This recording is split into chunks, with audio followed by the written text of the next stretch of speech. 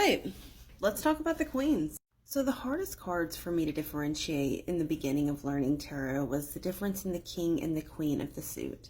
So the king provides for the suit and gives structure to the suit, whereas the queen nurtures the suit and she can be inspired by the suit. She's receptive to it. The Queen of Cups has a lid on her cup. Now, this is the only cup in the suit that we see a lid over, and that indicates that she has her emotions very well contained inside of her.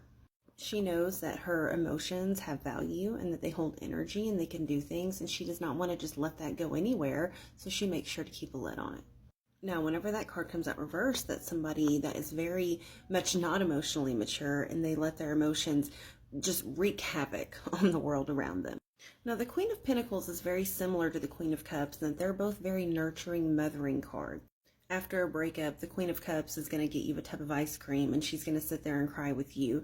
The Queen of Pentacles is going to make sure that you have an apartment in your name. She's going to make sure that your boxes are packed. She's going to make sure that you have a home-cooked meal tonight. The Queen of Pentacles really nurtures her physical world.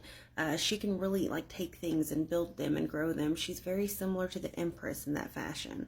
And you see that there's actually a rabbit right there on the card, which kind of shows her fertility. So the Queen of Swords is actually known as the Widow's card, and she has faced significant loss in her life. However, all of that pain and suffering ends with her. She makes sure that that does not continue on.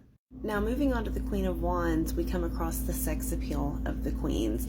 She is sitting there and her legs are a little bit open, and that is what lets us know that she is confident in herself and she is active. So this is going to be someone that doesn't mind allowing people to look at them. We see that in the way that her profile is kind of turned to the side there. She's the only queen that is really allowing us to look at her face.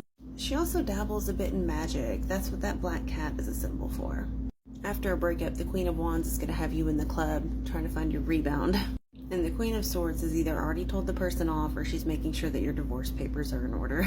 Now, before we end the video, I want to hop back to the Queen of Swords and recognize that she is the only queen that is looking to the younger people of her suit. She is definitely there to lead and advise.